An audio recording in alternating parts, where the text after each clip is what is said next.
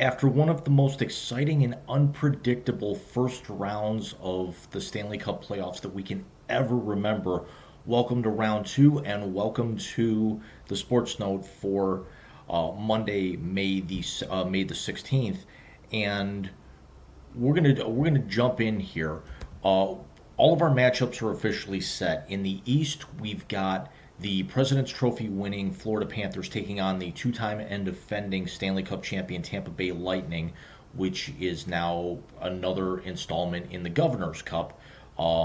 You can never count the Tampa Bay Lightning out, especially this time of year. When you've got Andrei Vasilevsky in net, you've still got the best goaltender in the world, and certain teams just actually find the way to just click. And we all want to thank the Lightning for sending the Toronto Maple Leafs home for yet another first round exit. For as vaunted and of a history as the Maple Leafs had, and I say had, the Maple Leafs have not been out of the first round since the 2003-04 playoffs. For those of you who forgot, that was the last year before the lockout that canceled the entire season. Um, and I know I'm not counting the qualifying round in the bubble of 2020 with that. But this is now, I want to say, five consecutive first round playoff exits for the Leafs. It might even be six.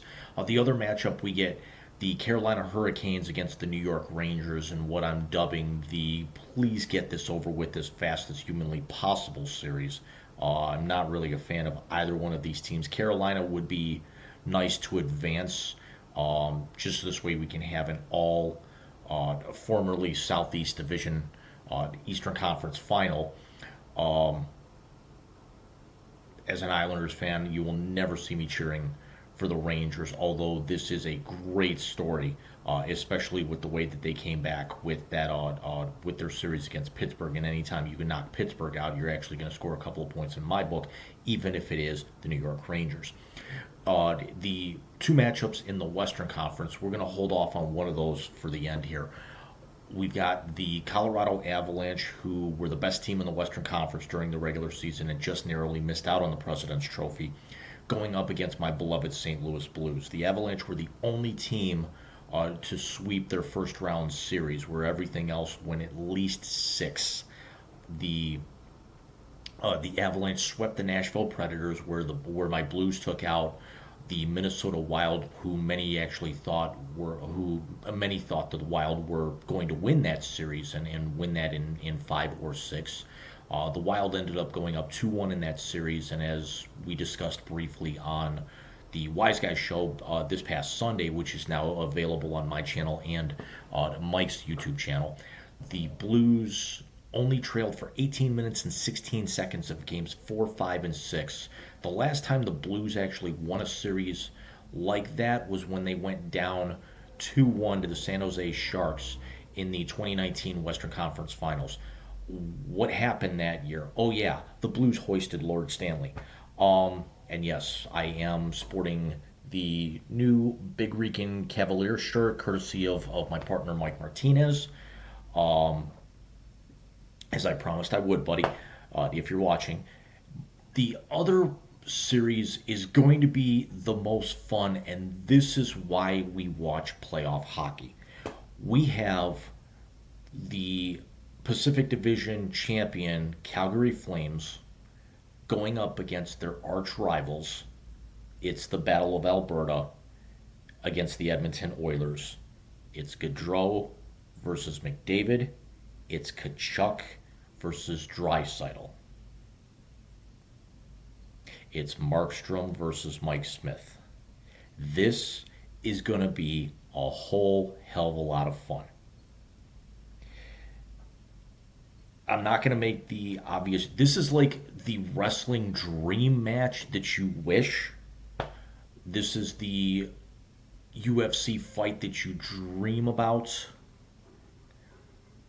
The wrestling analogy works a little bit better because obviously you think Calgary, you think of the Hart Foundation, and definitely I'm going to say that uh, Matthew Tkachuk is certainly more Jim the Anvil Neidhart than Bret Hart. Um, Gaudreau is just he's got the circular precision and everything that the Hitman did.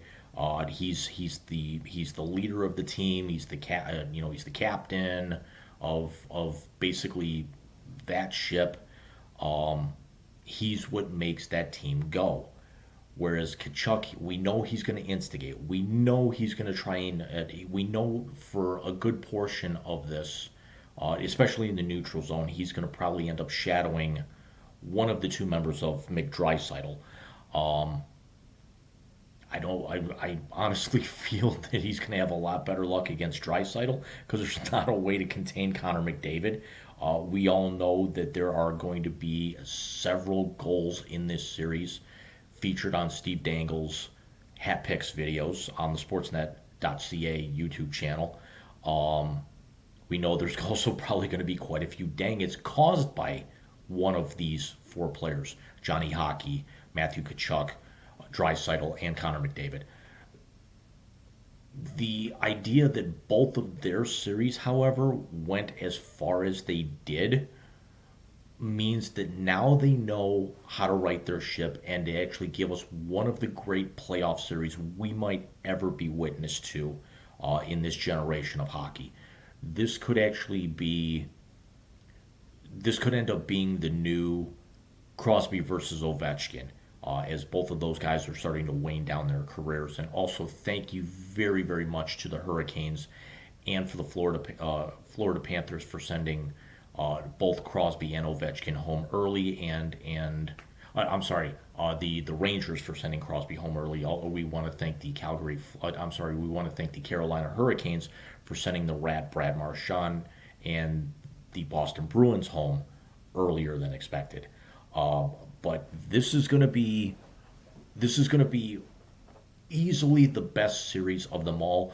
Although, if you're thinking in the grand scheme of things, I don't think either one of these teams would get past Colorado or St. Louis with the way that both of them are playing, especially with Ville Uso coming on as well as he has, and the Blues almost kind of going to a two goaltender tandem between Uso and Jordan Binnington, who again, just 3 years ago won a Stanley Cup and was the first rookie goaltender ever to win all 16 games in a playoff run.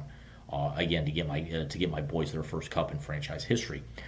With the teams in the East, we all know that the Panthers and the Bolts, the Governor's Cup, if you will, is going to be the knockdown drag-out series. And honestly, if you look at it on paper, I firmly believe whoever wins that series is going to end up keeping the Stanley Cup in the state of Florida. I don't see a scenario where if the Bolts get to the East Finals that they lose against either the Rangers or the Canes.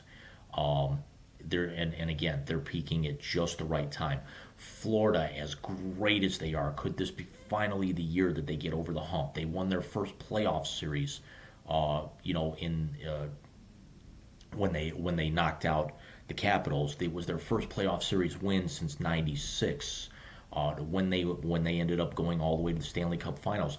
Look at also some of the other scenarios. Could we get possibly a Calgary Tampa final, the rematch of '04 right before the lockout? Could we get Colorado versus Florida, which was Colorado's first cup after moving out of Quebec and Florida's first and only Stanley Cup appearance? And could Florida possibly go on a run kind of like, and I hate to keep bringing it back to my Blues, but my Blues had 3 Stanley Cup appearances in their first 3 years of existence and never won a single game. They never won a game in the Stanley Cup Finals until Game 2 of the series against Boston in 2019. Could the Panthers, finally match up against Colorado, who, they lost to in their only Stanley Cup appearance, and possibly, get a couple of games in there, get some momentum, and possibly win the Cup themselves? But of the 8 teams left here, you can make an argument that every one of these teams deserves to be exactly where they are. Could this finally be a year for McDavid to get out of the second round, to start validating his career as hands down the best player on the planet. Could this actually be Calgary being Canada's best shot of winning a cup since they went to seven against the Bolts in that series? I understand that Vancouver had their run against Boston about 10, 12 years ago, but Boston, you got just came out and punched them in the mouth the last 2 out of 3 games in that series. And I don't think Calgary was ready for. I'm sorry, I don't think Vancouver was that ready for that level at that point on that level of stage. The pressure just seemed to get to them.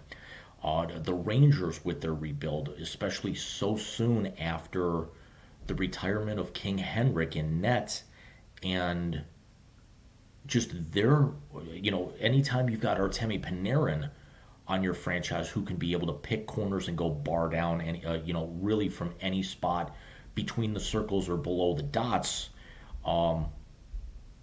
you cannot count the blue shirts out. And again, that pains me to say that as a diehard Islanders fan, but the Rangers, when they went up against the Kings in 14, I believe their last run to the final. The Kings were a better team. This was not the Kings team that snuck up on everyone and won the cup in 12. But this is going to be a whole hell of a lot of fun. Tomorrow cannot get here fast enough. And let me know what you guys think in the comments down below. We will be doing a very, very special episode of the Wise Guy Show on this very channel live. It'll be May Part 2. It's going to be kind of a post-birthday celebration for yours truly. It's going to be our Memorial Day spectacular. It's going to be more off-topic than any show we've ever done. So we invite you all to come on by, grab a cold one, interact, and we will see you guys very, very soon. Take care.